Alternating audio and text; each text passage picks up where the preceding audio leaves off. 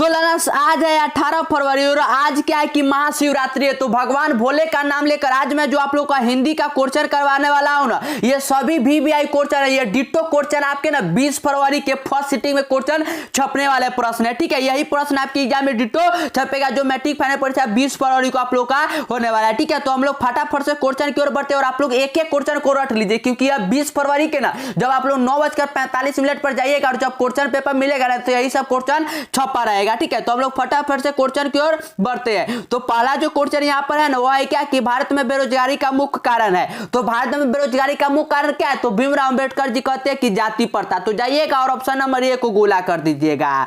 Question number 2 जो है वो है कि लक्ष्मी डॉट डॉट कहानी के केंद्रीय पात्र है। तो लक्ष्मी कौन सी कहानी के केंद्रीय पात्र है? तो वह मां का। तो राइट आंसर सी हो जाएगा। क्वेश्चन नंबर 3 है क्या कि शुद्ध वाक्य है। तो शुद्ध वाक्य कौन सा है इसमें? तो इसमें शुद्ध वाक्य की रोटी ताजी है। तो राइट आंसर बी हो जाएगा। क्वेश्चन नंबर 4 है क्या कि स्वर्नाम का भेद है। तो स्वर्नाम का भेद कौन सा आता है? तो हम लोग जानते हैं कि द्रववाचक, भाववाचक और व्यक्तिवाचक, ये तीनों किसका है भेद? तो ये है संज्ञा का। लेकिन कौन है? तो संबंधवाचक है स्वर्नाम का भेद।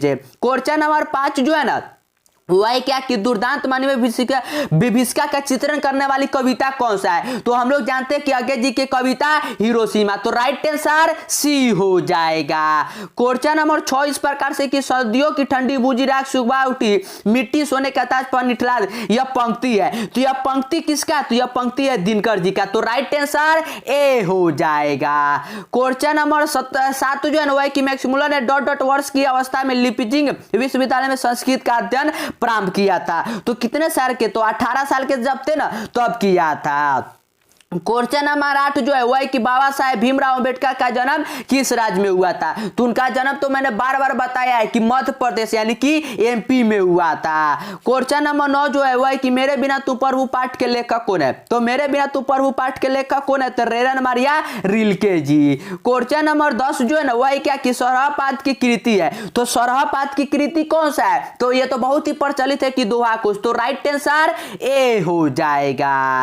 क्वेश्चन नंबर 11 जो है ना वह कि स्वर संधि का उदाहरण है। तो इन चारों में स्वर संधि का उदाहरण कौन सा है? तो वह है वधु प्लस उस यानी कि वधुत्सव। क्वेश्चन नंबर 12 की ओर बढ़ते हैं ना। ठीक है, तो क्वेश्चन नंबर जो यहाँ पर 12 है तो क्वेश्चन नंबर 12 है कि पंडित बिरजू महाराजा का जन्म डॉट डॉट ईस्वी में हुआ था। तो उनका जन्म कहाँ कब हुआ था? तो उनका जन्म हुआ था 1938 में। क्वेश्चन नंबर 13 जो है वह कि लेखक को मछली खाने से किसने मना किया? तो लेखक को मछली खाने से मना कौन करता है? तो उनकी मां करती है। तो राइट आंसर बी हो जाएगा।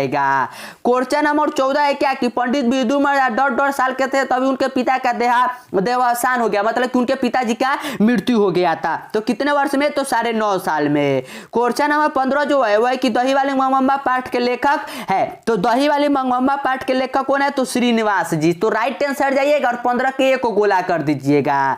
क्वेश्चन नंबर 16 जो है वह क्या कि निम्नलिखित में क्या है कि रो विशेषण का भेद नहीं है। तो विशेषण का कौन सा भेद नहीं है यहाँ पर पूछा गया है। तो हम लोग सभी जानते हैं कि जो विशेषण का भेद नहीं हुआ प्रविशेषण। प्रविशेषण किसका भेद होता है? तो क्रिया विशेषण का।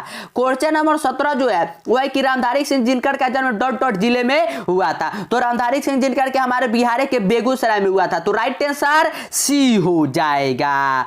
क्वेश्चन नंबर 18 है क्या कि स्वामी विवेकानंद को वेदांतों का वेदांती किसने कहा? तो सभी जानते हैं कि भारत से हम सीखे के लेखक मैक्समुलर जी ने कहा था। क्वेश्चन नंबर 19 है क्या कि लिखाई में कौन सा प्रत्यय? तो प्रत्यय क्या होता है? जो किसी भी शब्द के अंत में आता है। तो लिख है, तो लिख प्लस आई से बनेगा आई। तो यहाँ पर क्या हो जाएगा प्रत्यय? तो आई हो जाएगा। क्वेश्चन नंबर 20 है क्या कि जीत जीत में निखरत पाठ की विद्या है। तो जीत जीत में निखरत इसमें क्या है कि पंडित बिरजू महाराज जी का इंटरव्यू लिया जाता है, मतलब कि साक्षात्कार। तो राइट आंसर जाइएगा और ऑप्शन नंबर ए को गोला कर दीजिएगा। क्वेश्चन नंबर 21 जो है ना वह कि शुद्ध शब्द है। तो शुद्ध शब्द अभिलाषा में इन चारों में कौन सा हो जाएगा? तो 21 का जो राइट आंसर होने जाएगा वह हो जाएगा अभी प्लस लाता है, यानी कि ऑप्शन नंबर ए हो जाएगा। और जो क्वेश्चन मैं करवा रहा हूं ना यह आप लोग के सोमवार यानी कि 20 फरवरी को 9:45 पर जो एग्जाम होगा ना फर्स्ट सिटिंग का, तो यह सभी क्वेश्चन डिटो छपेंगे। तो आप लोग चैनल को सब्सक्राइब कर लीजिए। ठीक है, क्योंकि जो भी मैंने वायरल क्वेश्चन करवाया था आप लोग को मैथ में, साइंस में, सोशल साइंस से सभी सब क्वेश्चन छपा, वैसे ही मैथ आप लोग के हिंदी में भी छपने वाला है।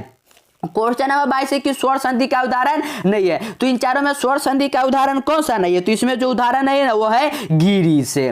क्वेश्चन नंबर 23 जो है ना वह कि लेखक के घर में मछली कौन खाता था? तो लेखक के घर में मछली कौन खाता था? तो पिताजी खाते थे। क्वेश्चन नंबर 24 है कि अधर्म में कौन सा उपसर्ग है? तो उपसर्ग क्या होता है? जो किसी भी शब्द के पहले आता है तो अधर्म में उपसर्ग होगा अ हो जाएगा। क्वेश्चन नंबर 25 है यहाँ पर क्या कि सब पुराने अच्छे नहीं होते, सब नए खराब नहीं होते, यह उक्ति है। तो सब पुराने अच्छे नहीं होते और सब अच्छे जो होते हैं मतलब कि सब नए खराब नहीं होते, यह किस में बताया गया है? तो इसमें बताया गया है नाखून क्यों बढ़ते में है। तो राइट आंसर और इसके मतलब कौन लिखते हैं? तो हजारी प्रसाद द्विवेदी। तो राइट आंसर सी हो जाएगा। क्वेश्चन नंबर 26 है कि रामधारी सिंह जी का रचित पाठ है। तो रामधारी सिंह जिनके द्वारा रचित पाठ का नाम क्या है? तो जनतंत्र का जन्म। क्वेश्चन नंबर 27 है क्या कि सावरदया डॉट डॉट भाषा के सफल कहानीकार है। तो सावरदया जो है ना ये कौन से भाषा के है? तो राजस्थानी भाषा के है। क्वेश्चन नंबर 28 जो है यहाँ पर पूछा गया है ना, ठीक है, वह कि गुणवाचक विशेषण है। तो गुणवाचक विशेषण कौन सा है? तो गुणवाचक विशेषण हुआ कि बड़ाई करना मतलब कि अच्छा, तो अच्छा गुणवाचन हो जाएगा। क्वेश्चन नंबर 29 है क्या कि साहित्य के निर्माण में प्रतिभाशाली मनुष्यों की डॉट डॉट भूमिका है। तो कैसी भूमिका है? तो निर्णायक भूमिका है। तो राइट आंसर बी हो जाएगा। क्वेश्चन नंबर 30 जो है ना वह इस प्रकार से कि तीन बेटे की मां है। तो तीन बेटे की मां कौन है? तो तीन बेटे का जो मां है आप लोग कहानी में पढ़ते हैं कि सीता है। तो राइट आंसर बी हो जाएगा। क्वेश्चन नंबर 31 है क्या कि लेखक के रिश्तेदार ने बहादुर पर क्या आरोप लगाया था? तो 11 रुपए पैसे चुराने का। तो राइट आंसर ए हो जाएगा। क्वेश्चन नंबर 32 जो है ना वो इस प्रकार से कि घनानंद कवि है। तो घनानंद कवि कैसे है? तो वह ऋतु मुक्त कवि है। तो राइट आंसर जाइएगा और 32 के ए को गोला कर दीजिएगा। क्वेश्चन नंबर 33 जो है वह कि नौबत खाने में इबादत पाठ के केंद्र में है। तो नौबत खाने के इबादत पाठ के केंद्र में कौन से है? तो वह है बिस्मिल्लाह खाजी है। क्वेश्चन नंबर 34 जो है वह कि निम्नलिखित में स्वर नाम क्यों है? तो स्वर नाम कौन होता है? जो संज्ञा के बदले यूज होता है। तो वह क्या? तो वह स्वर नाम है। तो राइट आंसर ए हो जाएगा। क्वेश्चन नंबर 35 जो है ना वह कि अशुद्ध शब्द है। तो इन चारों में अशुद्ध शब्द कौन सा है? तो हम लोग जानते हैं कि श्रृंगार कैसे लिखा था? तो श्रृंगार, श्रृंगार ऐसे लिखा था, ठीक है, लेकिन यहाँ पर ऑप्शन नंबर बी में गलत है। तो राइट आंसर बी हो जाएगा। क्वेश्चन नंबर 36 है क्या कि अव्ययभाव समाज में डॉट डॉट पद प्रधान होता है। तो अव्ययभाव समाज का जब आप लोग परिभाषा पढ़ते हैं तो उसमें बताया जाता है कि उसका पूर्व पद प्रधान होता है। क्वेश्चन नंबर 37 जो है ना वह इस प्रकार से कि द्वंद्व समास है। तो द्वंद्व समास इन चारों में से कौन सा द्वंद्व समास होता है? जिसके बीच में हाइफन होता है। तो राइट आंसर सी हो जाएगा। दिन और रात क्या है? कि द्वंद्व समास है। क्वेश्चन नंबर 38 है क्या कि ललित निबंध है। तो ललित निबंध कौन सा है? तो आप लोग नाखून क्यों बढ़ते हैं, यह क्या है? ललित निबंध है। तो इसका राइट आंसर जाइएगा और ऑप्शन नंबर बी को गोला कर दीजिएगा। क्वेश्चन नंबर 39 है क्या कि कविता नहीं है। तो इन चारों में कविता कौन सी कविता नहीं है? तो नौबत खाने में इबादत जो यह कविता नहीं है। क्वेश्चन नंबर 40 जो है ना वह इस प्रकार से कि अति सुदो सने को मारक जहां ने कुशानप बाक नहीं, यह पंक्ति किस कवि की है? तो ये जो पंक्ति है ना यह किस कवि का है? तो याद रखिएगा कि यह गुरु नानक जी का पंक्ति है।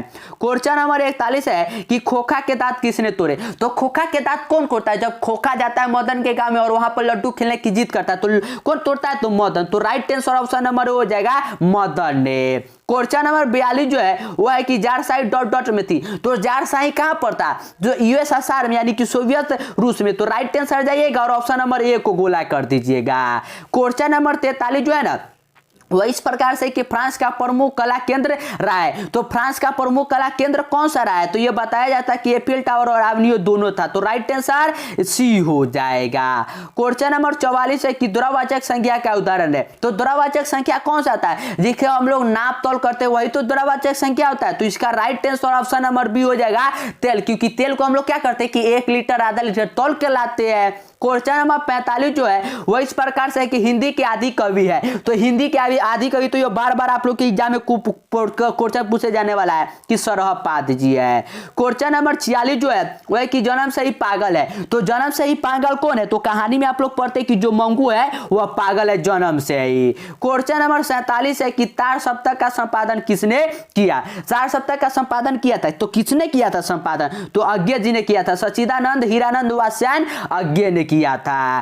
क्वेश्चन नंबर 48 जो है इस प्रकार से कि नलिन विलोचन सभा का जन्म डॉट डॉट ईस्वी में हुआ। तो नलिन विलोचन सभा जो है ना कि क्या बोलते हैं कि 20 के दांत कहानी के लेखक, तो उनका जन्म कब हुआ था? तो उनका जो जन्म हुआ तो सभी जानते हैं कि 1916 में हुआ था। क्वेश्चन नंबर 49 जो है ना वो इस प्रकार से कि रंगपप्पा था। तो रंगपप्पा क्या था? तो दही वाली मम्मा में आप लोग पढ़ते हैं कि वह एक जुआरी था। और क्वेश्चन नंबर जो 50 है वो इस प्रकार से कि तत्पुरुष समास का उदाहरण नहीं है। तो तत्पुरुष समास का इन चारों में से कौन सा उदाहरण नहीं है? तो ऑप्शन नंबर डी हो जाएगा चौराहा, क्योंकि चौराहा क्या है? तो दीर्घ समास है। तो 50 का जाइएगा और ऑप्शन नंबर डी को गोला कर चले आइएगा। तो जो आप लोग को हिंदी के 1 से लेकर 100 तक प्रश्न में आप लोग को 50 क्वेश्चन का आंसर देना होता है ना, तो मैंने 50 क्वेश्चन के सभी वीवीआई ऑब्जेक्टिव क्वेश्चन को करवा दिया। आप एक एक क्वेश्चन को ना आप लोग रट लीजिए, ठीक है, क्योंकि ये सोमवार के जब आप लोग फर्स्ट सिटिंग के एग्जाम में बैठेगा तो यही सब क्वेश्चन डिट्टो छपे रहेंगे, ठीक है। और चैनल पे नहीं तो चैनल को सब्सक्राइब कर लीजिए, क्योंकि हिंदी का जो सबसे पहले वायरल क्वेश्चन है वो प्रोवाइड किया जाएगा ना वो इसी चैनल पर प्रोवाइड किया जाएगा।